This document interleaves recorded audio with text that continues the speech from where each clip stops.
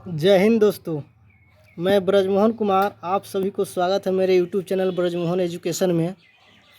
जैसे आज की क्लास जो है केमिकल प्रॉपर्टीज ऑफ मेटल यानी धातु के रासायनिक गुण और गोल्ड से संबंधित है। जैसे कि शुद्ध सोना कितने कैरेट के होते हैं और उनकी प्रतिशत कैसे निकाले जाते हैं शुद्ध सोना की, और कितने कैरेट की सोना को शुद्ध सोना कहते हैं। ठीक है, ये सब की जानकारी आपको देंगे। यदि मेरे चैनल पर नए होइएगा तो सब्सक्राइब लाइक ज़रूर कीजिएगा और बेल आइकन की घंटी ज़रूर दबाइएगा ताकि कोई भी नोटिफिकेशन हम आपके डालें तो आपके तक पहुंच सके।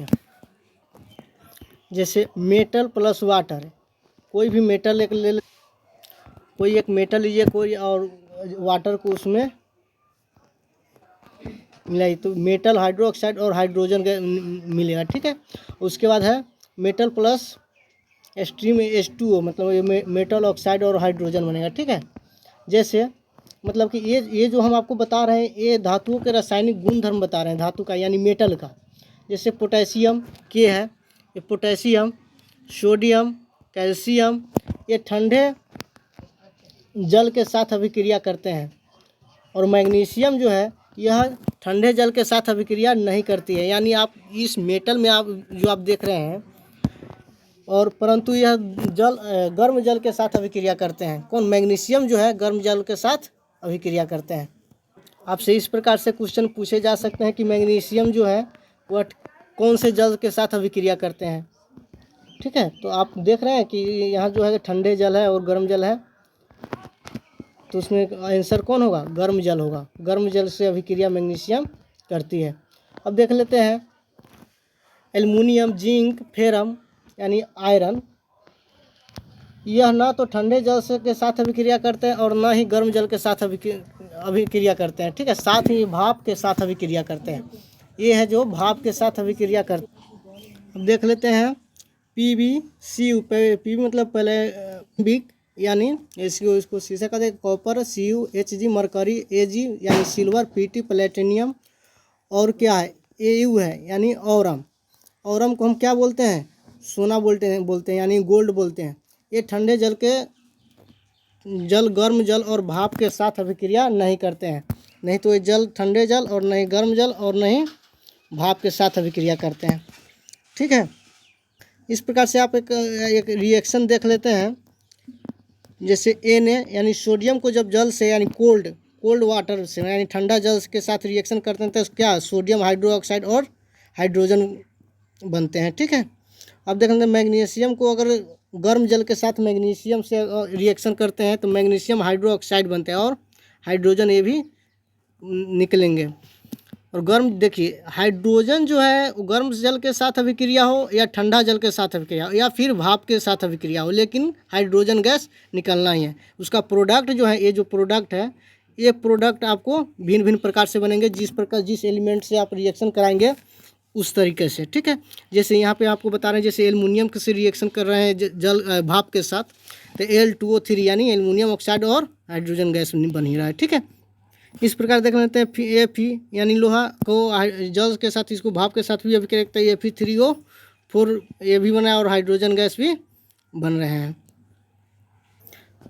अब देख लेते हैं अयस्क यानी सोडियम का अयस्क। सोडियम का इसका क्रायोलाइट यानी Na3AlF6 होगा, इसका ये आणविक सूत्र हुआ। ठीक है, और ऑफ पोटेशियम, तो ये सोडियम का ये जो है सोडियम का अयस्क है और ये जो है पोटेशियम का अयस्क है। तो पोटेशियम का अयस्क क्या हुआ? कर्नालाइट KClMgCl2 × 6H2O। अब देख लेते हैं आशा की धातु, मतलब इस धातु से जो है आशा की धातु यूरेनियम को कहा जाता है। ये येलो केक भी इसको कहते हैं। देखिए आपके सीटेट में इस प्रकार के क्वेश्चन पूछे जा सकते हैं। जैसे कि आशा की धातु सभी लोग जानते हैं, लेकिन येलो केक किसको कहते हैं? इस चीज़ को बहुत सारे लोग नहीं जानते हैं, लेकिन इसको भी हम क्या आशा की धातु यानी यूरेनियम को ही येलो केक कहते हैं। अगर येलो केक से यूरेनियम को ही आंसर लगाए। ठीक है, और इसका और जो है इसका अयस्क जो है यूरेनियम का अयस्क पिंच वैलेंट है U3O8, ये जो है आणविक सूत्र है U3O8। अब क्या है, अब देख लेते हैं भविष्य की धातु। भविष्य की धातु यानी फ्यूचर की एलिमेंट। तो ये जो क्या है, टाइटेनियम को भविष्य की धातु कहा जाता है। और धातुओं का राजा, सोना को यानी गोल्ड को धातुओं का राजा कहा जाता है। जिस प्रकार सल्फ्यूरिक एसिड को अम्ल राज कहते हैं, अम्लों का राजा कहते हैं सल्फ्यूरिक एसिड को, उसी प्रकार से एलिमेंट यानी धातु का जो राजा है वह सोना है। अब आपको बता रहे हैं कि जैसे कि सोने की शुद्धता को क्या कैरेट में मापा जाता है। आप लोग सोना खरीदते होइएगा तो इस चीज़ को आप लोगों को भी इस प्रकार से कैरेट में ही बात करते हैं, लेकिन उसको क्या कैरेट क्या है, वो शुद्धता की माप करती है। ठीक है, अब हमको देखना है सोने में जोड़ने वाली, यहाँ पे जोड़ने वाली जोड़े जाने वाली अशुद्धता क्या। जैसे कि मान लीजिए कि सोना में जितने कैरेट की आप सोना ले रहे हैं, 18, 20, 22, 24, मतलब कि जिस प्रकार से आप सोना ले रहे हैं जिस कैरेट की, उसमें सोना में कौन से अशुद्धता रहती है, मिलावटी रहती है। तो उसमें क्या चांदी और कॉपर की उसमें मिलावटी होती है सोने में। अब फिर देख लेते हैं 24 कैरेट के सोने को शुद्ध सोना कहा जाता है। ये सभी लोग जानते हैं 24 कैरेट की सोने को कितना शुद्ध सोना माने जाते हैं। जैसे कि अगर मान लीजिए कि आपको 22 कैरेट की आप सोने ले रहे हैं, तो उसमें समझिए कि आपको शुद्ध सोना 22 कैरेट ही है, लेकिन 2 कैरेट क्या है, कॉपर या चांदी उसमें मिलावटी है। और आपसे उसका दाम के कितने लेते हैं, उसके दाम आपको सोना के ही इक्वल में लेते हैं। तो वो शुद्ध सोना जो है 24 कैरेट के है। आप लोग ऐसे क्वेश्चन को आप लोग माइंड में रखने योग्य बात है। जैसे कि सीटेट में इस प्रकार के क्वेश्चन पूछे भी जा सकते हैं कि शुद्ध सोना कितने कैरेट को कहते हैं, उसमें सोना में मिलावटी क्या होती है, इस टाइप के क्वेश्चन आते हैं। अब हम आपको बता रहे हैं कि सोने की प्रतिशत कैसे निकालते हैं। जैसे मान लीजिए कि आप 20 कैरेट की सोने खरीद रहे हैं, तो उसमें सोने की आप प्रतिशत, कितना प्रतिशत आप शुद्ध सोना खरीद रहे हैं। जिस प्रकार मैं आपको एक एग्जांपल बता रहे हैं, जैसे 18 कैरेट सोने में कितना प्रतिशत, 18 कैरेट सोने में कितना प्रतिशत शुद्ध सोना होते हैं। तो यहाँ पे देखिए ये 18 कैरेट है, ठीक है, ये जो है 18 कैरेट, ठीक। और यहाँ ये क्या है, शुद्ध सोना कितना होते हैं 24 कैरेट। तो यहाँ 18 वाई में यानी इसको बट्टा में कितना 24 देंगे, और उसको कोई भी प्रतिशत निकालने के लिए कितना से मल्टीप्लाई करते हैं, 100 से। तो इस प्रकार से आपको जो है 75% यानी 18 कैरेट अगर सोना खरीद रहे हैं तब 75% आपको शुद्ध सोना मिल रही है। इस प्रकार अगर आप 20 कैरेट की सोना खरीद रहे हैं तो ये 18 के जगह पर यहाँ पे 20 डाल दीजिएगा।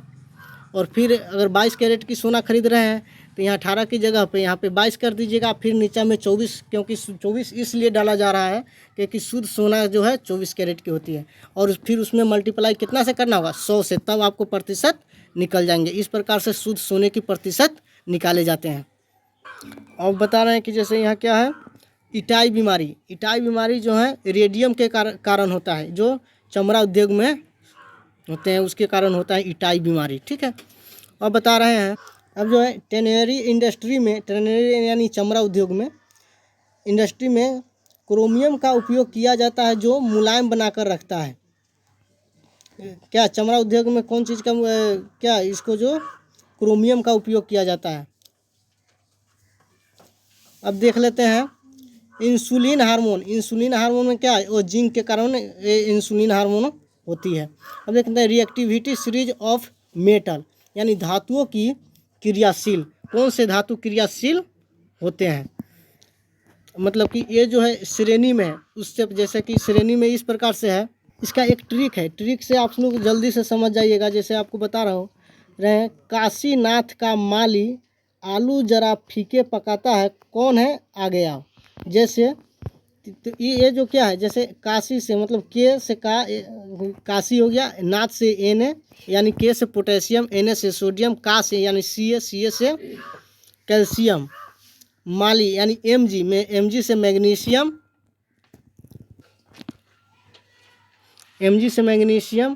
एल से एल्युमिनियम, जरा यानी जिंक, फीके एफ यानी फेरम आयरन, पी प्लम्बिक यानी सीसा, एच से हाइड्रोजन, सी यू से कॉपर, एच जी से मरकरी, ए जी से सिल्वर हो गया, और ए यू से औरम यानी सोना। ये सभी जो हम नाम बता रहे हैं आपको, ये घटते क्रम में ये सबसे अधिक क्रियाशील धातु, मतलब अगर क्वेश्चन इस प्रकार से आपको से पूछे जा सकते हैं कि सबसे अधिक क्रियाशील धातु कौन है, तो कौन से होंगे पोटेशियम यानी के सबसे अधिक क्रियाशील धातु होते हैं, ठीक है। और सबसे कम अभिक्रियाशील धातु कह देंगे, क्रियाशील धातु कह देंगे तो ये जो हो जाएगा औरम यानी सोना, ठीक है। इस प्रकार से आपको एक क्वेश्चन सब आते रहते हैं कि सबसे कम से क्रियाशील, सबसे ज़्यादा क्रियाशील, वो घट श्रेणी क्रम में बताए, इस प्रकार से आपको पूछे जाते हैं। और आज के लिए अब क्लास आप लोगों का इतना ही, जब तक के लिए थैंक यू।